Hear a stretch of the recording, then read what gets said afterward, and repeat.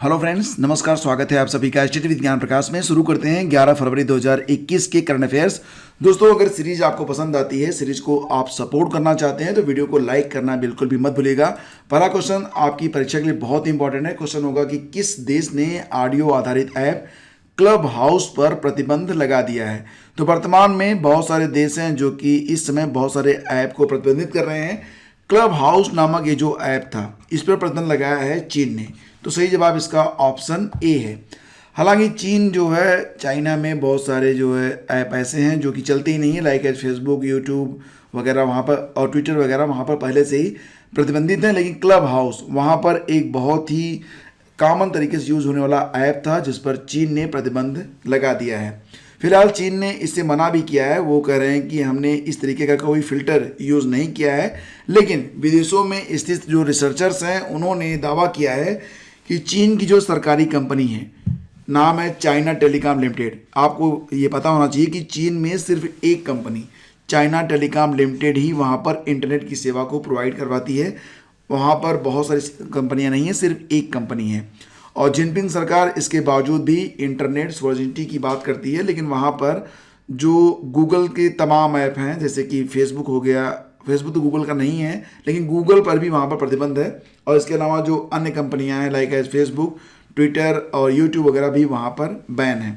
तो चीन की सरकार ने सामाजिक और राजनीतिक चर्चा के लिए मशहूर सोशल मीडिया क्लब हाउस पर पाबंदी लगा दी है। इस ऐप पर तमाम संवेदनशील राजनीतिक मुद्दों के साथ ही ताइवान और हांगकांग के प्रति चीन की नीतियों और मुसलमानों के प्रति चीनी सरकार के रवैये के प्रति चर्चा होती रहती थी।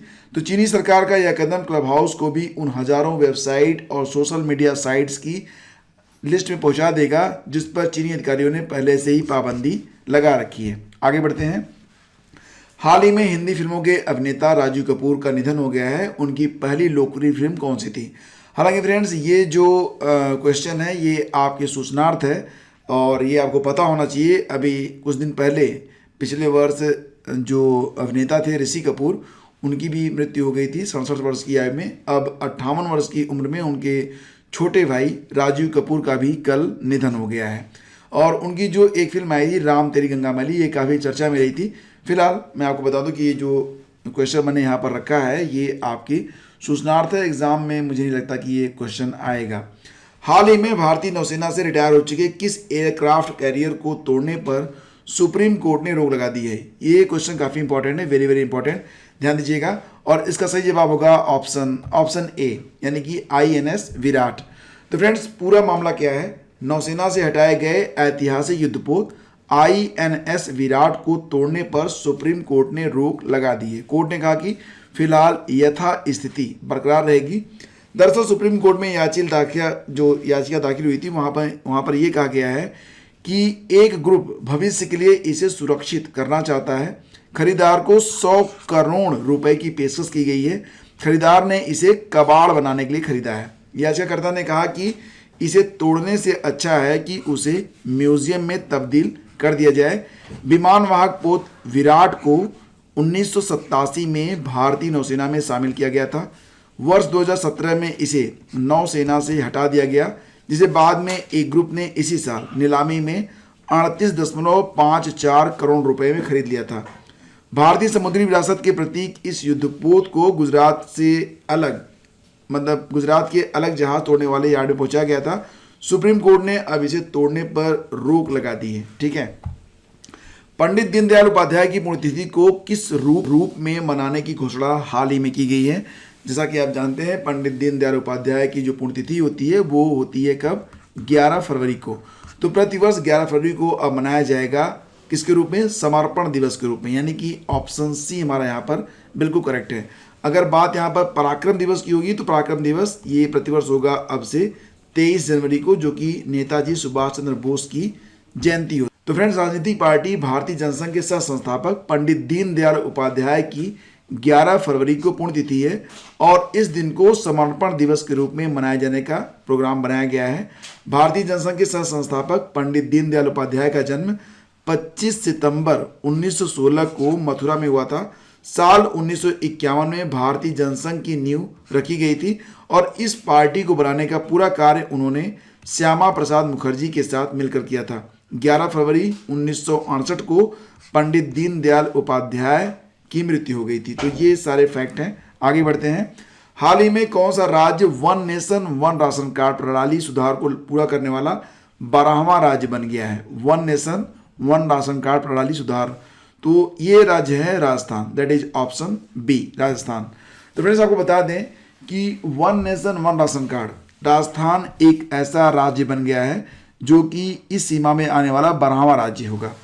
वित्त मंत्रालय की ओर से बताया गया है कि राजस्थान इस दायरे में आ जाने के बाद अब 2,731 करोड़ रुपए का अतिरिक्त कर्ज प्राप्त कर सकता है। इससे पहले आंध्र प्रदेश, गोवा, गुजरात, हरियाणा, कर्नाटक, केरल, मध्य प्रदेश, तेलंगाना, तमिलनाडु, त्रिपुरा और Uttar Pradesh one nation one ration card के दायरे में आ चुके हैं।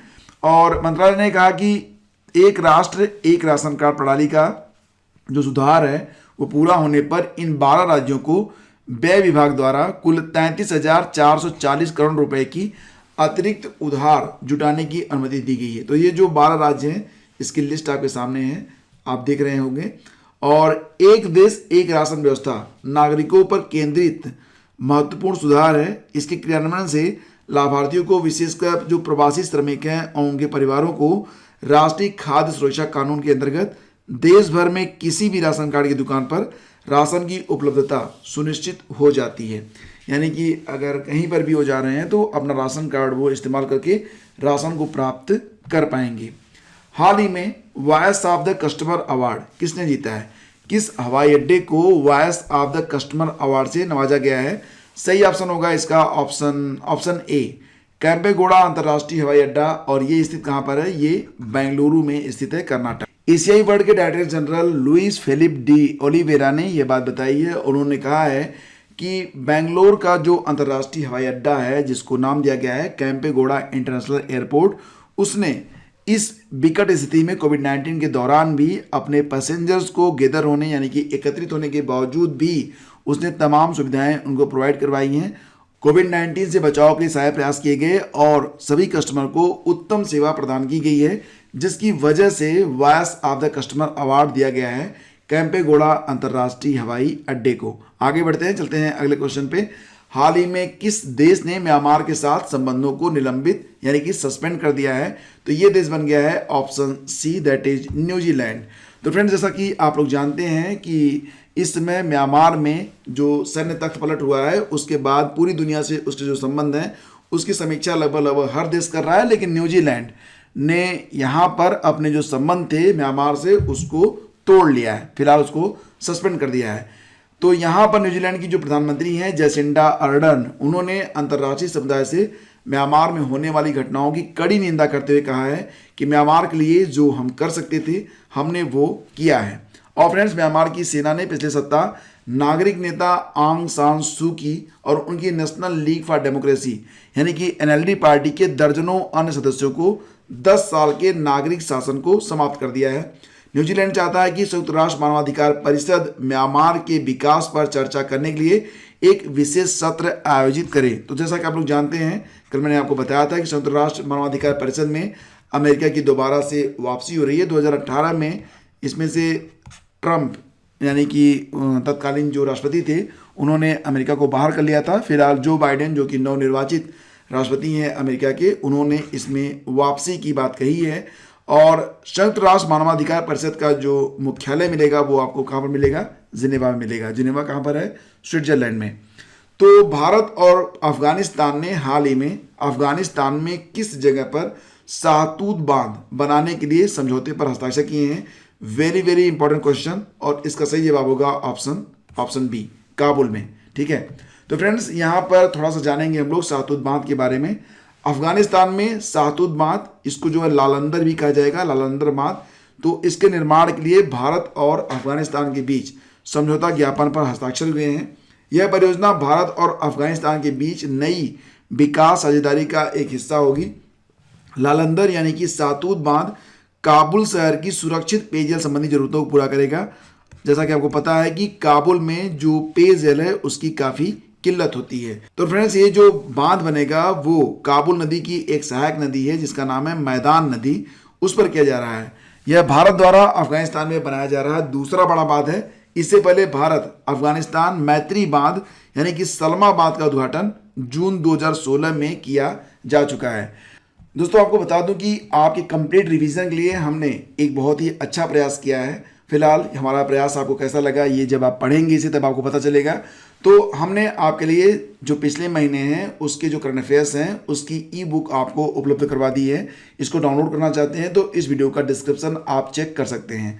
बारी है क्वेश्चन नंबर 10 को आंसर करने की।